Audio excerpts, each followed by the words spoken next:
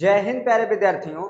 ध्यान रखना ये आज का आपका ये पहला क्लास है। आज के इस पहले क्लास में ध्यान रखना जो आपका पहला चैप्टर है, इस पहले चैप्टर के विषय में एक एक चीज को हम लोग पूरे डिटेल से जानेंगे। तो सबसे पहले ध्यान रखना, शुरुआत करते हैं हम लोग वास्तविक संख्याओं को लेकर के। किनको लेकर के शुरुआत करते हैं? वास्तविक वास्तविक संख्याएं। ठीक है, सबसे पहले हम लोग बात करेंगे किस चीज के ऊपर? वास्तविक संख्या के ऊपर। वास्तविक संख्या ध्यान रखना किसे कहते हैं? वे संख्याएं जो हमें आंखों से दिखाई देती हैं, जिनको हम लोग गिन सकते हैं, जिनको हम पढ़ सकते हैं, ठीक है, जिनको लिख सकते हैं, वो कहलाएंगी वास्तविक संख्याएं। वास्तविक का मतलब सीधा सीधा ध्यान रखना कि जो हम अपने आंखों से जिस चीज को देख सकते हैं वो वास्तविक होता है, जिसको हम देख नहीं सकते वो आभासी होता है। जैसे इस समय देखो, हम कैमरे को देख रहे हैं, हमारे सामने एक कैमरा है, तो हम कैमरे को इस समय देख रहे हैं, तो ये हमारे लिए क्या हो जाएगा? वास्तविक हो जाएगा। हमारे हाथ में मार्कर है, हम इस मार्कर को देख रहे हैं, तो ये हमारे लिए वास्तविक हो जाएगा। हमारे पीछे बोर्ड लगा है, हम उसको देख नहीं सकते, हम उसको इस समय केवल महसूस कर सकते कि हमारे पीछे बोर्ड है, तो इसलिए ये हमारे लिए क्या हो जाएगा? आभासी। ठीक ना? तो ये इस तरीके से क्या होती है? वास्तविक संख्याएं होती हैं। तो सबसे पहले ध्यान रखना, हम लोग चर्चा करेंगे किस चीज के? अंक की चर्चा करेंगे। किस चीज की चर्चा करेंगे? अंक की चर्चा करेंगे। जब शुरुआत ही की है तो एक एक चीज को पूरे डिटेल में ध्यान रखना, बेहतरीन तरीके से अगर समझ लिया जाए तो वो ज्यादा बेहतर होता है। किसी भी चीज को अगर आप बेसिक लेवल से जानते हैं, बेसिक लेवल से सीखते हैं, तो वो आपके लिए बहुत ही ज्यादा अच्छा होता है। ठीक है, तो शुरू करते हैं। अंक की बात करते हैं। ध्यान रखना, गिनती के वे अक्षर जो अकेले होते हैं उन्हें अंक कहते हैं। गिनती के वे अक्षर जो अकेले होते हैं उन्हें हम लोग क्या कहते हैं? अंक कहते हैं। जैसे आप देखेंगे 0, 1, 2, 3, इसी तरीके से आपके कहां तक जाता है? ये 9 तक। 9 तक ध्यान रखना, गिनती के ये वे अक्षर हैं जो क्या होते हैं? अकेले लिखे जाते हैं, इसलिए इन गिनती के अक्षरों को हम लोग क्या कहेंगे? अंक कहेंगे। तो सिंपल सा देखो, अंक क्या होगा? गिनती के वे अक्षर जो अकेले होते हैं उन्हें क्या कहेंगे? अंक कहेंगे। और ध्यान रखना, अंक के बाद बात आती किस चीज की? संख्या की। तो जब दो या दो से अधिक अंकों को हम एक साथ मिला देते हैं तो किस चीज का निर्माण हो जाता है? संख्या का निर्माण होता है। फिर से समझ लो, जब दो या दो से अधिक अक्षरों को हम क्या करेंगे? एक साथ मिला देंगे, एक साथ मिक्स कर देंगे, तब जिस चीज का निर्माण होगा उसे हम क्या कहेंगे? संख्या कहेंगे। जैसे संख्या, ध्यान रखना क्या हो जाएगा हमारा? संख्या। अब देखो संख्या हमारी क्या होगी, बात करते हैं संख्या की। तो जैसे देखो, एक और जीरो, एक और जीरो को हम मिला दें 10 बन गया, ये क्या कहलाएगी? संख्या। जैसे हम लिख दिए देखो 120, इसमें दो या दो से अधिक अंक है। देखो हम लिख दिए 13, 33, 5, लिख दिए 13,335। इसमें देखो 1, 2, 3, 4, 5, 5 अंक हैं। तो बस समझ जाओ कि जब दो या दो से अधिक अंकों को हम एक साथ मिला करके लिखते हैं तो किस चीज का निर्माण हो जाता है? संख्या का निर्माण हो जाता है। अब देखो, ये जो संख्या हमारी बनी है, इस संख्या को दो कैटेगरी में बांटा जाता है। संख्या को कितनी कैटेगरी में बांट दिया जाता है?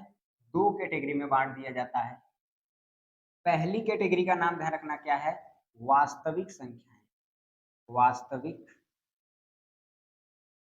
वास्तविक संख्याएं। और दूसरी कैटेगरी का नाम है आभासी। आभासी या काल्पनिक। काल्पनिक संख्याएं। अब देखो, वास्तविक संख्या किसे कहते हैं? हम अभी अभी शुरुआत में हम आपको बताए हैं कि वे संख्याएं जिनको हम देख सकते हैं, जिनको हम लिख सकते हैं, जिनको हम पढ़ सकते हैं, वे संख्याएं वास्तविक कहलाएंगी। अर्थात जो हमारी आंखों के सामने होंगी उन्हें हम क्या कहेंगे? वास्तविक संख्या कहेंगे। और वे संख्याएं जिनको हम ना तो लिख सकते हैं, ना तो देख सकते हैं, ना तो पढ़ सकते हैं, उन्हें हम लोग क्या कहेंगे? काल्पनिक संख्या कहेंगे या आभासी संख्या कहेंगे। जैसे ध्यान रखना, हमारे सामने देखो, हम क्या किए? एक है, इसको हम लिख सकते हैं। दो है, लिख सकते हैं। जैसे 20 हो गया, लिख सकते हैं। 50 हो गया, लिख सकते हैं। 100 हो गया, लिख सकते हैं। तो जितनी संख्याओं को हम लोग जिनको लिख सकते हैं वे संख्याएं हमारे लिए क्या हो जाएंगी? वास्तविक हो जाएंगी। लेकिन जिन संख्याओं को हम नहीं लिख सकते हैं, हम उनको नहीं जान सकते, हम उनको नहीं समझ सकते, वे संख्याएं हमारे लिए क्या हो जाएंगी? आभासी हो जाएंगी। जैसे अनंत हो गया, जैसे क्या हो गया? अनंत हो गया। अब अनंत पर कौन सी संख्या है, यहाँ पे कौन सी संख्या है, क्या हम लोग जान सकते हैं? इस इनफाइनाइट पे कौन सा अंक है, कौन सी गिनती है या कौन सी संख्या है, हम लोग नहीं जान सकते, हम लोग इसको नहीं लिख सकते। इसलिए ये हमारे लिए कौन सी संख्या हो जाएगी? काल्पनिक संख्या हो जाएगी, आभासी संख्या हो जाएगी। हम कल्पना कर सकते हैं कि यहाँ पे कोई संख्या होगी।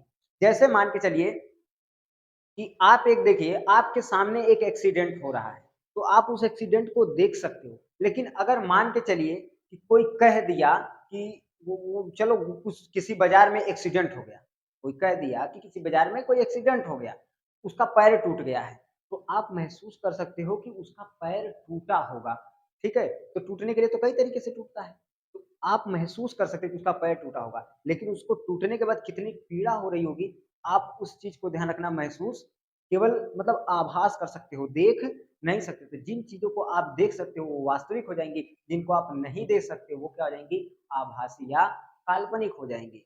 अब देखो, जो हमारी वास्तविक संख्याएँ होती हैं, इन वास्तविक संख्याओं को ध्यान रखना किसमें बाँटा गया, ठीक है? तो इन वास्तविक संख्याओं को आगे ले चल कर के 2 संख्याओं में बाँटा गया, ठीक? पहली संख्या का नाम रखा गया परिमेय। क्या नाम रखा गया?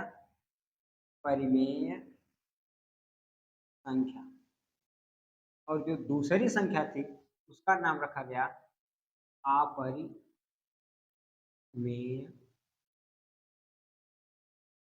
संख्या, ठीक है? पहली संख्या को परिमेय संख्या कहा गया, दूसरी संख्या को अपरिमेय संख्या कहा गया। अब बात करते हैं किस चीज की? हम पहली संख्या की बात करते हैं, परिमेय संख्या की। देखो, परिमेय संख्याएं क्या होती हैं? ये वे संख्याएं होती हैं जिनको हम भिन्न के रूप में लिख सकते हैं, जिनको हम p बटा q के रूप में लिख सकते हैं। उन संख्याओं को हम लोग परिमेय संख्या कहते हैं। फिर से समझ लो, वे संख्याएं जिनको हम भिन्न के रूप में लिख सकते हैं या p बटा q के रूप में लिख सकते हैं, वे संख्याएं परिमेय संख्याएं होती हैं। मोटे मोटे तौर पर इतना समझ लेना कि जिन संख्याओं को करड़ी के बाहर लिखी होती हैं उन्हें हम क्या कहेंगे? परिमेय संख्या कहेंगे। जैसे एक है, एक करड़ी से बाहर है, एक के बटे में कुछ नहीं है तो हम एक लगा सकते हैं। दो है, दो के नीचे कुछ नहीं है, इसके नीचे एक लगा सकते हैं। इस हिसाब से, या 3/4 दे दिया, 5/7 दे दिया, ये सब की सब क्या कहलाएंगी? परिमेय संख्या कहलाएंगी। कोई दिक्कत? और अपरिमेय संख्या क्या होंगी? तो वे संख्याएं जो करड़ी के अंदर होती हैं या जिन्हें हम p बटा q के रूप में नहीं लिख सकते हैं, उन संख्याओं को हम लोग क्या कहते हैं? अपरिमेय संख्या। जैसे करड़ी के अंदर 3 हो गया, करड़ी के अंदर 2 हो गया, करड़ी के अंदर 5 हो गया, या 6/0 हो गया, ये सब की सब क्या होंगी? अपरिमेय संख्या होंगी, क्योंकि नीचे वाले का मान कभी भी 0 नहीं होना चाहिए। अब आपके मन में एक ख्याल आएगा कि क्या सर, करड़ी के अंदर अगर हमें 4 दे दिया तो क्या ये भी अपरिमेय होगा? तो करड़ी के अंदर 4 दिया है, हम करड़ी के अंदर 4 को लिख सकते हैं 2 गुणा 2, इसका एक जोड़ा बन गया और यहाँ से 2 क्या हो गया? बाहर आ गया। इसलिए अगर करड़ी के अंदर 4 दे दिया तो ये अपरिमेय संख्या की कैटेगरी में नहीं आएगा। ये क्या कहलाएगा? परिमेय संख्या। क्या कहलाएगा? परिमेय संख्या। अगर कोई भी संख्या करड़ी के अंदर दिया तो पहले प्रयास करेंगे उसको करड़ी से बाहर निकालने के लिए। तो अगर वो करड़ी से बाहर निकल गया, सीधे सीधे प्रेम से निकल गया, तो सीधा सीधा परिमेय संख्या। अगर प्रेम से करड़ी से बाहर नहीं निकला तो वो क्या हो जाएगा? अपरिमेय संख्या। यहाँ तकले में तो कोई डाउट नहीं होगा, आपको कोई दिक्कत नहीं होनी चाहिए। ये चीजें आपको अच्छे से समझ में भी आई होंगी, कोई दिक्कत तो यहाँ तक नहीं होगी।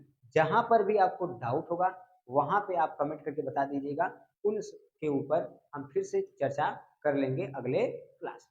ठीक है, कोई दिक्कत तो यहाँ तक नहीं होगी। बाकी अगले क्लास में ध्यान रखना, हम अन्य चीज़ों के ऊपर प्रयास करेंगे, अन्य आगे की चीज़ों को सिखाएंगे, आगे की चीज़ों को समझाएंगे। अगले क्लास में हम सीधा सीधा आएंगे और प्रश्नावली के ऊपर चर्चा करेंगे। आज की जो फर्स्ट क्लास थी वो चैप्टर के नाम पर बेस्ड थी, इसलिए आज के क्लास में हम चैप्टर के बारे में आपको बताएंगे। अगली क्लास में हम प्रश्नावली के ऊपर चर्चा करेंगे। और जाते-जाते मैं लास्ट में आप सबसे यह बात कहना चाहता हूँ कि मेरे पढ़ाए हुए विद्यार्थियों के चेहरे पर सिकन नहीं मुस्कान होती है। मेरे पढ़ाए हुए विद्यार्थियों के चेहरे पर सिकन नहीं मुस्कान होती है। मैं मेहनत तो इतना करता ही हूँ कि मेरी मेहनत की वजह से मेरी